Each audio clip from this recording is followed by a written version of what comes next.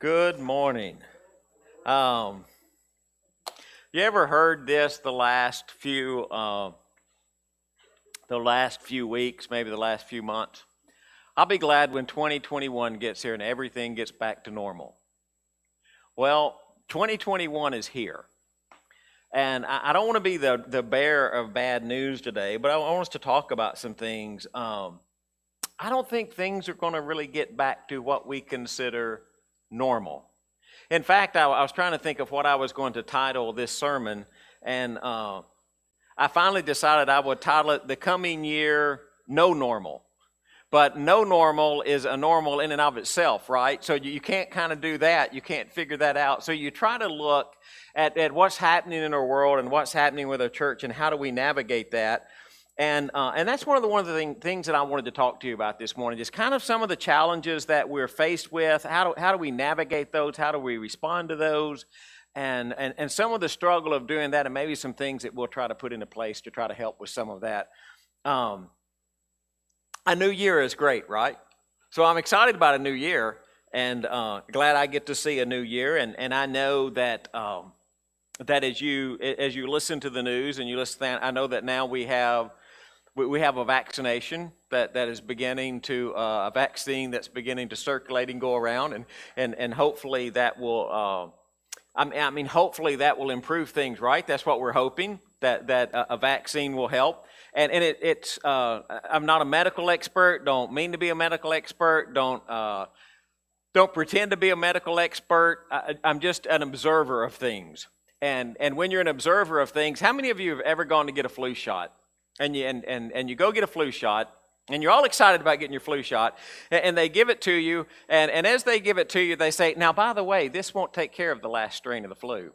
And you're like, well, man, what did I get that for? Well, all of the strains before that, it'll help you, but just this last one, it's not going to help. And now already, with the coronavirus and the things that are going on, we're seeing mutations of it and new strains of it, new strands of it, whatever the medical technical terms are for all of that. So, I know from just looking at history, I think that one vaccine is not going to instantly make everything better. We're still going to face some challenges. And I think they will improve, but I think we'll still face some challenges. So if you look at that from kind of a church perspective, you're trying to kind of balance all of those things. And so on the one thing, I see some really positive news coming out. And on the other hand, we're still hearing that, hey man, the worst is yet to come, and maybe so. It's hard to understand all of that. And then everybody's question is, well, when are things going to get better? And that's the question I can't answer for you. And not only can I not answer that question, there's very few people who can actually answer that question. We can all throw guesses at it, but I don't know that anybody can really answer that. I mean, we're faced with a pandemic. We're faced with a disease that is, it spreads. It can be deadly. Some people have very serious consequences to it. Some people have very mild consequences to it. You just can't nail all of that down. So from a church perspective, and I want to look at it from a church perspective, not a medical perspective, okay? I mean, that presents us with some really unique kind of challenges, doesn't it? I mean, we're in a really unique situation, not just this church, but I think a lot of churches are in some pretty unique situations of trying to decide, okay, how do you try to navigate all of that? How do you try to maintain a spiritual, healthy body, and how do you try to meet spiritual needs? And I know even as you sit out there and you look at this church, I know there are questions that sometimes come up. I hear questions, when are we going to have Wednesday night again? I have no idea. I just don't know, and I think that's fair. The elders, it's not something that doesn't get discussed. We don't talk about that. There are questions about, well, when are we going to start running the bus again? I don't know when those decisions will be made. I mean, they're kind of moving targets. When will we start having a more normal Sunday morning class? I don't know. I can't. Those are questions that I can't answer for you, but I know they're questions that get asked. And if you were to ask me, and this is not an elder statement, this is just a Greg statement, okay? I think right now, For me, a major objective is trying to figure out how, as a church, how as a minister, how as an elder, okay, how does the church, how do the other elders, how do we meet your spiritual needs and at the same time keep you physically safe? And I think that's a question that is not always easily answered. And I think that's a question that probably, as we talk through, how things resume and how things happen, how do we do that? How do we manage that? Now, if you look at the text, there are instances in the text where there were things that happened that were unique challenges, and they ended up actually being a blessing came from that. And that's what I am looking for in our current scenario. And when Peter writes to the Christians in 1 Peter, he is writing to those of the diaspora, those who have been scattered throughout the world. They were scattered throughout the world because of a persecution. And you think, well, man, that is a really bad thing, isn't it? I mean, if someone were to come in even to Clarksville Highway and would start to persecute us in such a way that we all left and went to different places in the United States, and you think, man, that'd be horrible. But in being dispersed, what happened from that was that the message of Jesus reached places that quicker than the message of Jesus might actually have gone to different places. It actually ended up being a blessing in a way. When Paul is in prison for preaching the gospel, you think, man, that's a really bad thing, right? I mean, I would not. I mean, just be honest with you. I'd rather somebody not come in this morning and arrest me for preaching Jesus and put me in prison. I mean, I'd rather that not happen. If it happens, it happens, but I'd rather it not happen that way. But what does Paul say about being in prison? He says the whole prison guard knows about Jesus because he had been in prison. Paul had this thorn in the flesh. I don't know what his thorn in the flesh was. I mean, a lot of people have guessed about Paul's thorn in the flesh. My best guess, and I'll just go ahead and tell you, my best guess is he had bad eyesight. But I don't know. Church history says that he was a kind of a short man, and he walked stooped over, and he had a cane, and he had bad eyesight. I mean, when you read a kind of a physical description of Paul, I mean, he must have been something else. I mean, he would not be the guy that you would look at and think, that guy is an incredible proclaimer of the Lordship of Jesus Christ. So, but whatever his ailment was, he said, when I came to you and I preached to you, it wasn't by my own wisdom or by my own power, but it was the power of the Holy Spirit that made the message known to you. So there are instances where you look at church history, and the church has faced some pretty major struggles, but God has always used those for his glory, and God is still the same God. He can still do the same thing. So as we go into this year and we're looking at the struggles that we have, and we think, okay, how does the light of Jesus shine through that? Just a couple of questions. What's God's expectations for this church? What is God's expectations for us? What does God want us to do? Well, the mission that God has sent us on is still the same mission, isn't it? Yeah, I'm sorry, Reggie. I forgot to change all those slides up there. I get to preaching and forget about that. God expects us to be a light in a dark world. That's what God has always expected us to be, and that's still what God expects us to be. If you ask, what does God expect us to do in this world, in this pandemic? He expects us to be doing the same thing that we've always done. We go and proclaim the Lordship of Jesus Christ. We help people find faith in the Son of God. And if you look at our world, man, doesn't our world right now need Jesus more than our world has ever needed Jesus? I mean, that hasn't changed, has it? That has not changed. I mean, if you look at our world is broken. Our world is diseased, it's broken. Jesus is the only answer. And the world needs Jesus right now as much as the world has ever needed Jesus. Now, to be clear, I don't think it's going to need Jesus more this year than it's going to need Jesus next year, okay? I think the world always needs to hear the message of who Jesus is. So God expects, in the middle of a pandemic, and in the middle of all the things that's happening, God expects us to be a light in a dark world. He expects us to show the glory of his Son. We're ministers of a new covenant. And the answer for humanity is always Jesus. It's not, a vaccine can help. It can. But ultimately, that's not the answer. A government can help. I don't know how many of y'all got a government check this week. Anybody get a check deposited in their bank account this week because, we signed a new law and you're supposed to get a $600 check. Don't know about you, my $600 check showed up in my account. Glad to have it, right? But you know what? That's not the answer. The answer is Jesus. And the answer will always be Jesus. I can't preach this without thinking about Joe Arms. The answer for Joe was Jesus, wasn't it? Diseased, broken, hurt body.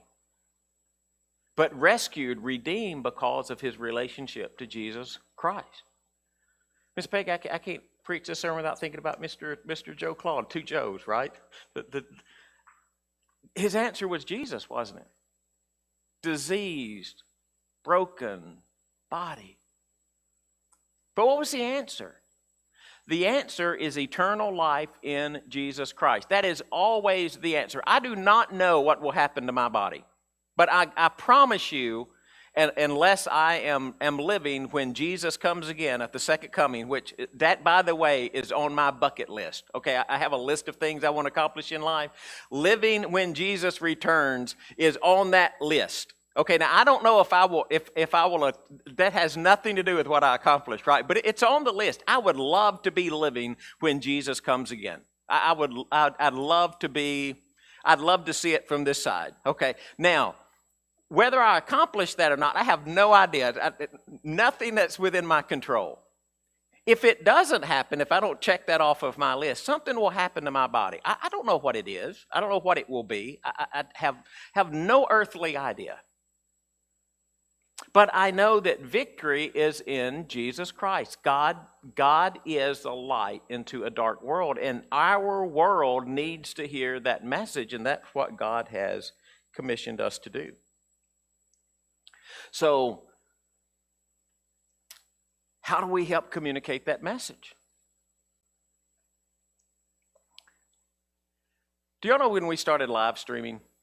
Anybody know when we started that? We started that many years ago.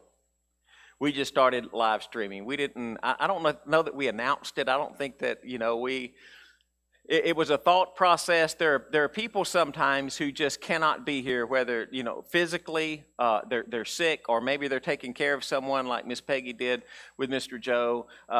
They're shut in, they're invalid, or whatever reason they can't get out. And we thought, it'd be cool just to kind of live stream that. So we started live streaming, and we didn't start live streaming when COVID came around at the beginning of this year. We had been live streaming for a couple of years.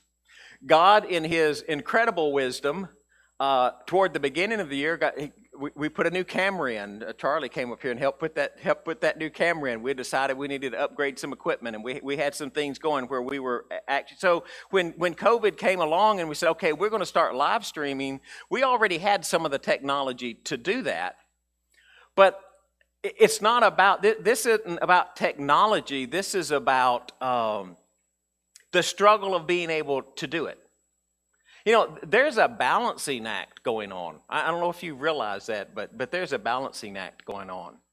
And it's the balancing act of ministering to a group of people who are sitting in this auditorium. And I want you to know right now, I am extremely thankful that you're sitting in this auditorium. I would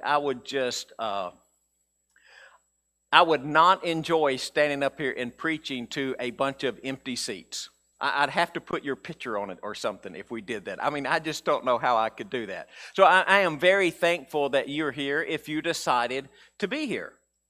I know that equally when you look at the numbers, there are a bunch of people who are not physically sitting in this auditorium, but they are worshiping with us this morning. They are worshiping online. They're a digital audience.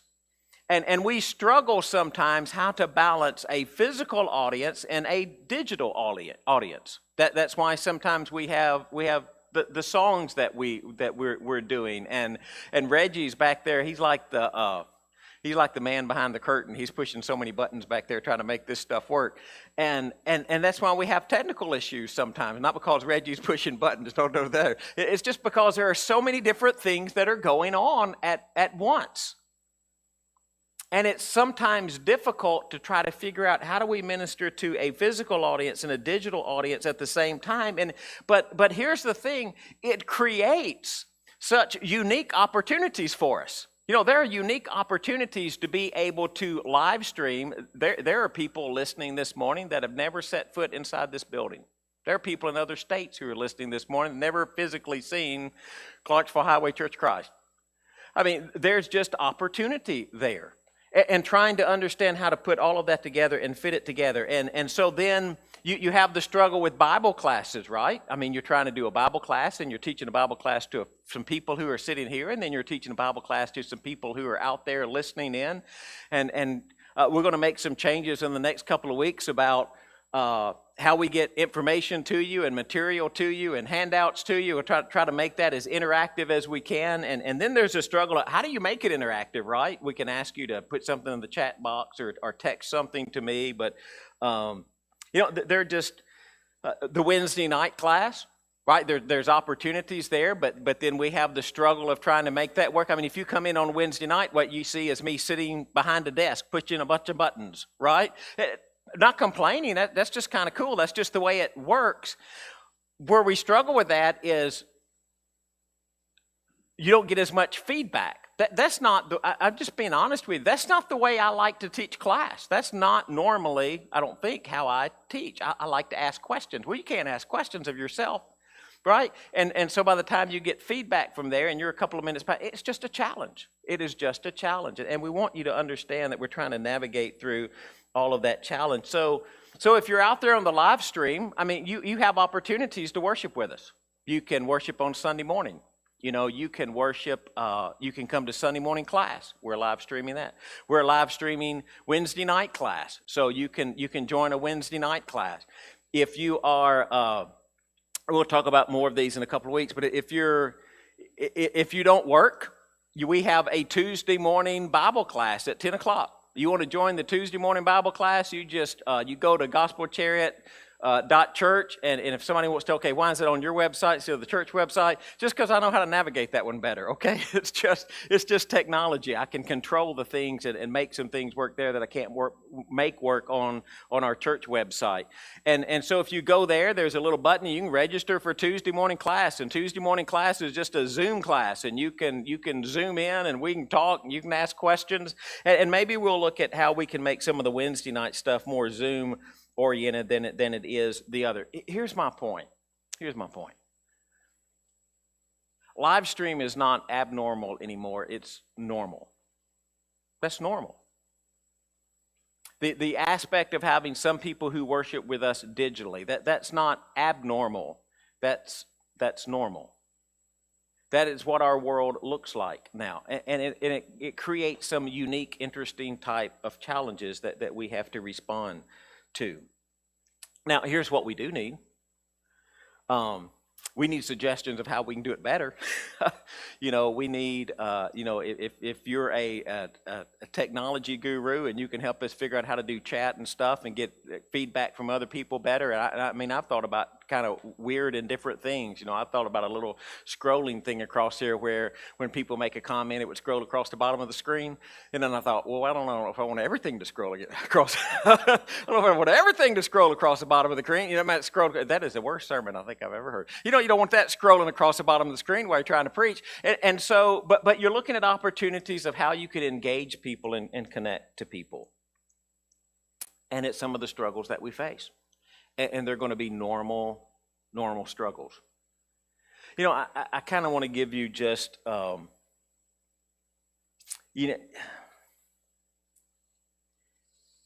maintaining healthy community, that's a struggle. Maintaining a healthy spiritual community right now is a struggle. I think it's a struggle for the elders. And I think it's okay for me to say that for the elders. It's difficult. We don't see every face every week. We don't see every face every couple of weeks. There are faces that we haven't seen in months. I'm not saying that so that you say, oh, I got to get back there. The preacher's calling me out. No, not in any way. Not in any way. You know, some people are higher risk. They don't need to be here. Some people are uncomfortable being here. I'm not telling you to come here if you're uncomfortable. But it creates a unique kind of opportunity, a new unique kind of struggle, because whether you are physically present or digitally present, we are still your shepherds. We're still concerned about you. We still want to see you grow spiritually. We still want to reach out to you. And it's harder to stay aware of needs. It's harder to understand exactly what's going on in your lives. You know, and I'll tell you up front, we need to do a better job of that. You know, and it said, well, Greg, you calling the elders out in the middle of the sermon. Yeah, but I'm one of them, so it's okay, right? We need to do a better job of that. We need to do a better job of communicating with you, whether that's picking up a phone and calling you or a video message or whatever that is. We need to do a better job of that. So we're trying to maintain this healthy balance. You know, and as a church, you know, a question that comes up about churches is now, at least at this time, hey, how are we doing financially? Are we financially healthy? Well, you know, Dennis Adcock takes care of all of that, but I mean, we're still pretty financially healthy. We're still doing okay. You know, some of you have been mailing in contributions. Some of you have been using Easy Tithe, you know, and you've been doing your donation through Easy Tithe, and I don't mean by that, you know, you've done a really good job with that. And so we're still pretty financially healthy through all the things that have happened. You know, and so you kind of look at everything that's happening and some questions just, how do you help find connection in isolation? You know, that's a question we'll have to answer. That's a question we'll have to struggle through. How do we help you connect? How do we help you maintain connection to the church? How do we help you maintain connection to each other? How do we help make sure that we help you grow spiritually? And in all of those kind of things, we obviously need your feedback. There's just something about being together, isn't there? There's just something about physical presence. And physical presence will never go away, right? The church assembling, it will never quit assembling. There's something special about seeing your face. You know, and by that, I don't mean to anyone who's worshiping digitally that is not a call to have you back in this auditorium. Okay, please understand that. But there is something special about being together, and we're together. I mean, I do want you to understand, by the power of the Holy Spirit, we're together. We are one body, whether we are in one physical location or not. You realize that, don't you? Those people who are listening to my voice right now and are sitting in front of their TV, they are worshiping with us right now because the Spirit of Jesus has the ability to unite us in ways that we cannot. It's just hard to explain. But you are worshiping with us. We are still worshiping together. And as we worship together and we're trying to navigate that and we're trying to struggle through that, helping create that community. I just want you to know this morning that we understand that's a challenge. And trying to figure out how to address that challenge, you'll see some things that I'm going to start sending out some video messages. Now, you may not want a video message from me every morning. Now, let me say this, okay? This is going to start next week. You may not want a video message from me every morning. And if you don't, I just want to get this on record. It will not hurt my feelings, okay? I won't say, I guess they don't want to hear a message from me every morning. No, it will not hurt my feelings. But if you want one, we're going to make that available. It's going to be a really short thing. It's going to be about 30 seconds every morning. You'll have to go to my website and subscribe to it, so I'll be able to send it to you because I got to have your permission. I can't email it to you without your permission. So we'll have to get permission from you to be able to do that. I'll help you walk you through that. So it's going to be like 30 seconds. Just saying, hey, you know what? Just thinking about you this morning. Here's something I want you to think about for the day. You know, I'm going to try to do some things with classes where instead of just hearing the class, if you're worshiping digitally, or even if you're here, you'll be able to get out your tablet or your phone and you'll be able to pull out like a little handout and say, okay, look, here's what we're talking about. Here's some questions you need to answer. All of those is opportunities to try to create some connection to people.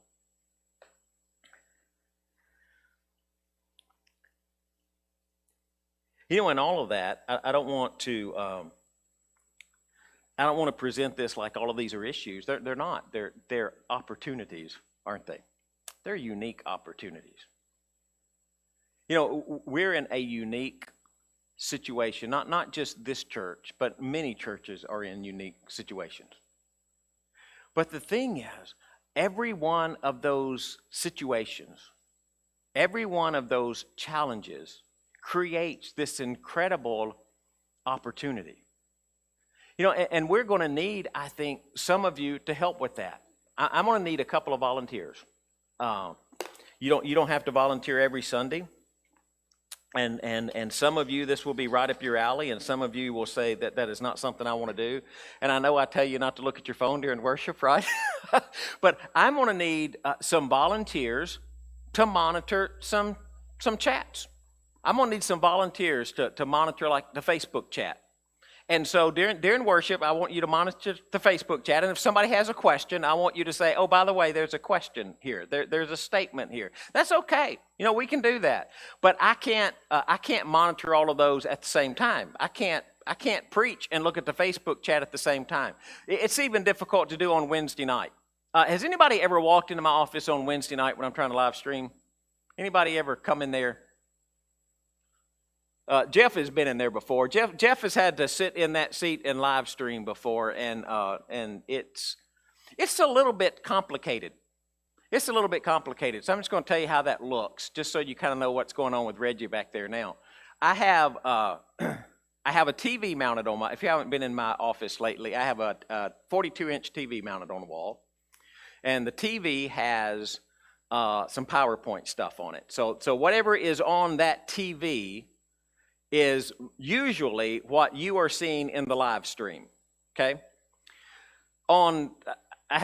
Besides the TV, I have two computer monitors. This computer monitor shows Bible programs that I use Alt-Tab, and I Alt-Tab through different Bible programs. So when I show you a Bible program on the live stream, I have to make sure that is the Bible program that's showing up inside that window on my computer, or that it's open on that computer. Sometimes you don't have to see it there. It's kind of complicated, but I got to make sure it's there for you to see.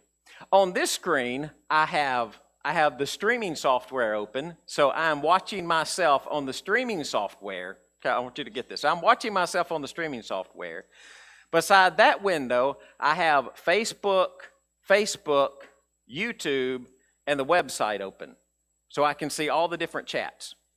So while I'm watching myself on this screen over here, I am always somewhere between 30 seconds and 2 minutes behind myself. So I'm seeing myself work at 4 different speeds all at the same time, right? And so you got all of that going on. And then you're trying to balance to make sure. If y'all ever watched when I don't get the microphone turned on and all of you say, no sound, no sound, no sound? Have y'all been there and done that? The reason for that is if I'm playing sound through the computer, like I'm playing like the Wednesday night that Houston and I kept forgetting to turn the sound on. When I'm playing sound through the computer, I have to turn the sound off on my microphone. Otherwise, you'll hear that sound twice, or you'll hear me doing whatever I'm doing at the time that's playing, right? So I don't want you to hear all of that. So I turn that microphone off. So I get so excited about talking, I start talking. Guess what I forget to do? I don't turn my microphone back on. So then you just see my mouth moving, and I get all of these messages about no sound, no sound, no sound, no sound, until I finally, honestly, it's usually when Diane texts me and says no sound, and I look at my watch, I think, I didn't turn the sound back on. But anyway, that's the way that works.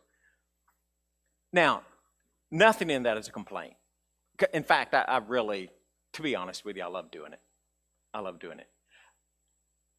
You just need to know, sometimes it's a challenge. You know, you can't see Reggie in the back, but times that he pushes the button and all of a sudden sound's not playing through the live stream, and he's back there trying to problem solve. You know, you can feel for him, because it's difficult when all of a sudden you're trying to problem solve something and you don't know what went wrong. I mean, you just know it's not working, right? 2021, no new normal. We're not back to what was normal a year ago. Be very honest with you, we might ever be back to what was normal a year ago. We're faced with unique challenges, trying to figure out, when do we sing live and when do we use the videos and how do we coordinate all of that? What do we show on the screen? What do we show here? I'm just asking, be patient with us. Be patient with us. Give us suggestions. Let us know what works. Let us know what doesn't work. I mean, if you're at home one Sunday and you're watching and say, man, that just didn't work at all. Don't let us think it's working if it's not working. Tell us it's not working. Say, man, that just doesn't work, And give us suggestions. Give us help. Help us navigate through a changing world. Here's what I know about a changing world. Jesus Christ, same yesterday, today, and forever. Whatever happens in my changing world, whatever comes across the world desk, I know that the answer to the problems of the world is Jesus Christ. The question for us is, how in a changing world do we get the message of Jesus to the people who need to hear it? And how do we encourage those who do hear and believe the message? How do we meet your needs? How do we maintain healthy community? How do we be a vibrant church in a changing world? And I just want you to know, as we journey into 2021, and this hadn't really been a book verse kind of sermon, I realize that, but as we journey into 2021, help us figure out how to get that message to a world that needs that message. There's sickness and pain and hopelessness and struggle and lack of purpose in our world. And Jesus is the answer to every one of those. For people to find their eternal purpose in Jesus Christ. And I hope you have found that. And if you haven't found that, I hope you do find it. I hope you understand what confession and repentance and baptism and piety, all of those things tied together, how that shows the faith that you have in Jesus Christ, and that you make Jesus the center of your life. The center of your life when things are going great, and the center of your life when things are a struggle, and you always look to Him for guidance and help, strength, and support. If you need to respond, I'm going to ask you to do that while we sing.